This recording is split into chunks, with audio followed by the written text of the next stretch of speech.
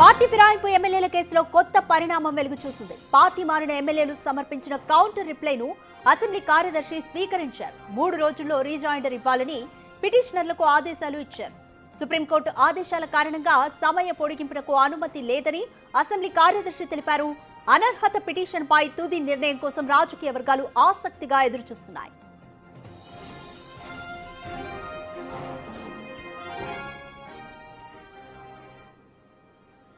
ఇప్పటికే స్పీకర్ నోటీసులకు 8 మంది ఎమ్మెల్యేలు సమాధానమిచ్చారు. అయితే దానం కడియం మాత్రం తమకు ఇంకొంత సమయం కావాలని కోరారు. ఇక ఇప్పటికీ తామంతా బీఆర్ఎస్ లోనే ఉన్నట్లుగా వెల్లడించారు ఎమ్మెల్యేలు. కేవలం అభివృద్ధి పనుల కోసమే సీఎంను కలిసినట్లుగా తెలిపారు. తాము కప్పుకున్నది కాంగ్రెస్ కండువా కాదని, జాతీయ జెండాలోని 3 రంగులతో కూడిన జెండా అని చెప్పినట్లు తెలుస్తోంది.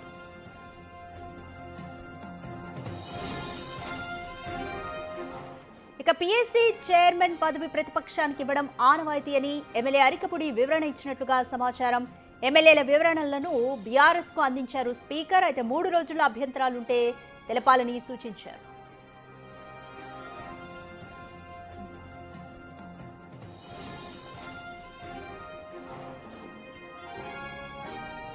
రైట్, దీనికి సంబంధించి మోర్ డీటెయిల్స్ మా ఇన్పుట్ ఎడిటర్ పవన్ కుమార్ అందిస్తారు. రైట్ పవన్, స్పీకర్ నోటీసులకు ఇప్పటివరకు 8 మంది ఎమ్మెల్యేలు స్పందించారు. దానం కడియం మాత్రం ఇంకొంత సమయం కావాలని కోరారు. అయితే స్పీకర్ బీఆర్ఎస్ కి కూడా ఈ రిపోర్ట్స్ ఇచ్చారు. 3 రోజులు అభ్యంతరాలు ఉంటే తెలపాలని కూడా సూచించారు. సో నెక్స్ట్ ఏ విధంగా ఉండబోతుంది అనుకోవచ్చు, బీఆర్ఎస్ ఏ విధంగా స్పందిస్తుంది అనుకోవచ్చు?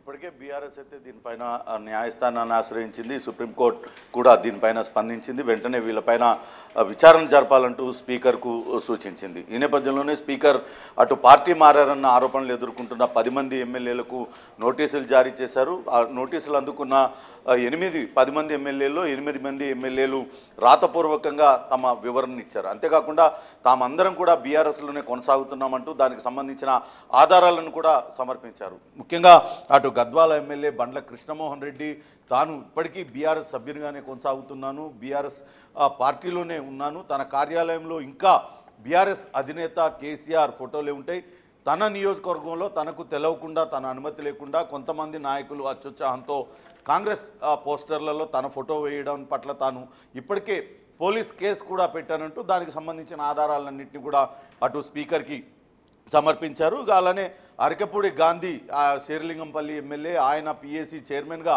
ఆయనను కాంగ్రెస్ నామినేట్ చేసింది. అయితే వాస్తవానికి మొదటి నుంచి కూడా పబ్లిక్ అకౌంట్స్ కమిటీ చైర్మన్గా అటు ఆ ప్రతిపక్షానికే ఇవ్వడం ఆనవాయితీగా వస్తుంది.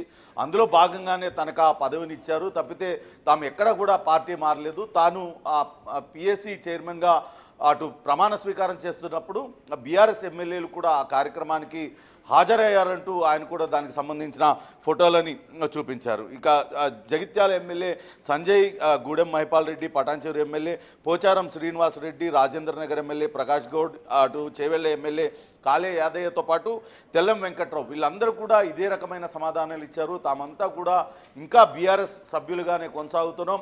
ఇదే విషయాన్ని హరీష్ రావు, అటు కేటీఆర్ అనేక సందర్భాలలో అటు మాట్లాడుతూ సభలో 38 మంది బీఆర్ఎస్ ఎమ్మెల్యేలు ఉన్నారంటూ చెప్తున్నారు. మేమందరం కలిస్తేనే ఆ సంఖ్య వస్తుంది, కాబట్టి తాము పార్టీ మారామన్న ప్రశ్నే ఉత్పన్నం కాదు, కావాలనే కొంతమంది రకంగా ఆరోపణలు చేస్తూ ఉన్నారంటూ వాళ్ళు దానికి సంబంధించిన ఆధారాలను కూడా ఇచ్చారు. ఎక్కడా తాము పార్టీ మారలేదు, నియోజకవర్గాల అభివృద్ధి కోసం ముఖ్యమంత్రిని కలవడం అనేది చాలా సహజంగా జరుగుతుంది. అటువంటి సమయంలో తమల్ని గౌరవ సూచకంగా ముఖ్యమంత్రి తమ మెడలో కండువా ఇస్తే అది పార్టీ కండువా ఎలా అవుతుందంటూ వాళ్ళందరూ కూడా ప్రశ్నించారు. అయితే వీళ్ళు ఇచ్చిన రాతపూర్వక వివరణ అన్నింటినీ కూడా స్పీకర్ పరిశీలించారు. అటు బండ్ల కృష్ణమోహన్ రాసి ఇచ్చిన దాన్ని అటు పల్లా రాజేశ్వర్ రెడ్డికి, జనగామ ఎమ్మెల్యే పల్లా రాజేశ్వర్ రెడ్డికి ఆ వివరణను అందజేశారు. అలానే అరకపూడి గాంధీ, ప్రకాష్ గౌడ్లు అందించిన వివరణలను అటు కల్వకుంట్ల సంజయ్, బీఆర్ఎస్ ఎమ్మెల్యే కల్వకుంట్ల సంజయ్కి ఇచ్చారు. పోచారం శ్రీనివాసరెడ్డి, జగిత్యాల ఎమ్మెల్యే సంజయ్ ఇచ్చిన వివరణలను అటు సూర్యాపేట ఎమ్మెల్యే జగదీష్ రెడ్డికి ఇచ్చారు. అటు పటాన్చెరు, చేవెళ్ళ ఎమ్మెల్యేలు గూడెం మైపాల్ రెడ్డి, కాళే యాదయ్యలకు సంబంధించిన వివరణలను అటు మెదక్ ఎమ్మెల్యే చింతా ప్రభాకర్కు, అలానే తెల్లం వెంకట్రావుది, కేపీ వివేకానంద్కు వీళ్ళిచ్చారు. వీళ్ళిచ్చిన వివరణలన్నింటినీ కూడా పరిశీలించాలి. పరిశీలించిన తర్వాత దాని మీద ఏమైనా అభ్యంతరాలు ఉంటే 3 రోజుల లోపల అభ్యంతరాలను తెలుపుతూ మీరు స్పీకర్కు రాతపూర్వకంగా ఇవ్వాలి, దానిపైన అభ్యంతరాలపైన తాము తిరిగి విచారణ చేపడతామంటూ చెప్పారు. ఇవన్నీ కూడా రాతపూర్వకంగా ఇచ్చారు.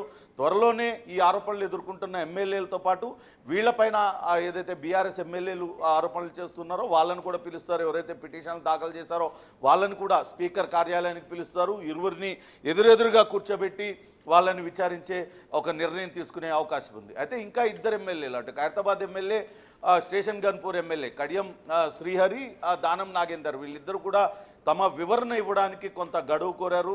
మరో 2 రోజుల్లోనే తాము పూర్తి వివరణను ఇస్తామంటూ చెప్పడంతో దాన్ని కొంతవరకు పెండింగ్లో ఉన్న పరిస్థితి ఉంది. అటు దానం నాగేందర్ ఇచ్చే వివరణను, అటు పల్లాకు కడియం ఇచ్చే దానం నాగేందర్, కడియం శ్రీహరి ఇచ్చే వివరణలు పాడి కౌశిక్ రెడ్డికి ఇవ్వడానికి స్పీకర్ నిర్ణయించుకున్నారు. ఈ నేపథ్యంలోనే వాళ్ళిద్దరూ వివరణలు ఇచ్చిన తర్వాత పూర్తి స్థాయిలో దీనిపైన విచారణ జరపడానికి రంగం సిద్ధం చేస్తున్నారు. రాధిక, రైట్ పవన్, అంటే ఇప్పటికీ బీఆర్ఎస్ లోనే కొనసాగుతున్నాము అన్న దానం, అలాగే కడియం వ్యాఖ్యలను బీఆర్ఎస్ ఏ విధంగా చూస్తుంది అనుకోవచ్చు? పాడి కౌశిక్ రెడ్డికి గినక ఒకవేళ వీటి వివరణలు సమర్పిస్తే ఆయన ఏ విధంగా స్పందిస్తారు అనుకోవచ్చు? అంటే ఇంతవరకు దానం కానీ కడియం కానీ తాము ఎక్కడ కూడా బీఆర్ఎస్ పార్టీలో కొనసాగుతున్నామంటూ వాళ్ళు ఎక్కడ కూడా చెప్పలేదు. మిగతా 8 మంది ఎమ్మెల్యేలు మాత్రం తాము బీఆర్ఎస్లోనే ఉన్నామంటూ వాళ్ళు వివరణ ఇచ్చారు. కానీ దానం నాగేందర్, కడియం శ్రీహరి వీళ్ళిద్దరి వ్యవహారం వేరుగా ఉంది. దానం నాగేందర్ పార్టీ మారిన తర్వాత ఆయన సికింద్రాబాద్ ఎంపీగా పోటీ చేశారు. ఇది కొంతవరకు ఆయనకు తలనొప్పిగా పరిగణించే అవకాశం ఉంది. ఈ నేపథ్యంలోనే ఆయన ఏ రకంగా వివరణ ఇస్తారు అనేది కూడా వేచి చూడాలి. అలానే కడియం శ్రీహరి, ఆయన పార్టీ మారినప్పటికీ ఎక్కడా కూడా ఆయన ఎటువంటి వ్యాఖ్యలు చేయలేదు. కానీ కడియం శ్రీహరి కుమార్తె కడియం కావ్య వరంగల్ ఎంపీగా పోటీ చేస్తున్న సమయంలో ఆయన ప్రచారం చేశారు. వీటిని అటు బీఆర్ఎస్ ప్రధానంగా ఎత్తి చూపుతుంది. వీళ్ళిద్దరూ కూడా పార్టీ మారారు. పార్టీ మారిన తర్వాత శాసనసభ్యత్వానికి రాజీనామాలు చేయకుండా అటు దానం నాగేందర్ ఎంపీగా పోటీ చేయడం, కడియం శ్రీహరి తన కుమార్తెకు ప్రచారం చేయడం, ఈ రెండింటినీ కూడా బీఆర్ఎస్ తన ప్రధాన అస్త్రాలుగా మార్చుకుంది. ఖచ్చితంగా వీళ్ళిద్దరిపైన అనర్హత వేటు కోసం పట్టుబడుతూ ఉంది. అయితే ఇప్పుడు వీళ్ళిద్దరి వివరణ చాలా కీలకంగా మారింది. ఏ రకంగా వివరణిస్తారనేది కూడా వేచి చూడాల్సిన అంశంగా ఉంది. అయితే 2 రోజులు వాళ్ళు గడువు అడిగారు. 2 రోజుల తర్వాత వివరణ ఇస్తామని చెప్పే నేపథ్యంలో ఏమని వివరణిస్తారు, పార్టీ ఎందుకు మారాల్సి వచ్చింది, తాము రాజీనామాకు సిద్ధంగా ఉన్నామని చెప్తారా, మళ్ళీ తిరిగి అక్కడ బై ఎలక్షన్కి వెళ్తారా అనేది కూడా వేచి చూడాలి. Radhika, thank you Pawan.